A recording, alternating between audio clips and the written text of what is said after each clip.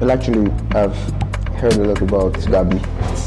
Gabi is a progressive, like, he's always been particular about the growth of music from Benin and Southside entirely. So when he reached out to me, I was like, I'm all in, because I know he's always been, like, pushing for the growth of music from Benin. And so, yeah. This is what I don't do. Don't let the brother come through. Cause I've been waiting for you now. Yeah, shady, see ya. Money, me, I find.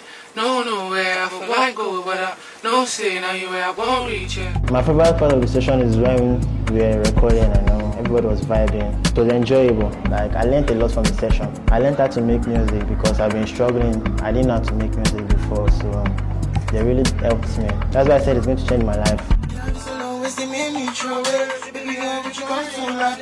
Anytime when I feel this your ways, will they make me shouting more day? Oh yeah, more day. Yeah, this always they make me crazy. I know if it make you come out. This was that live. Yeah, nice.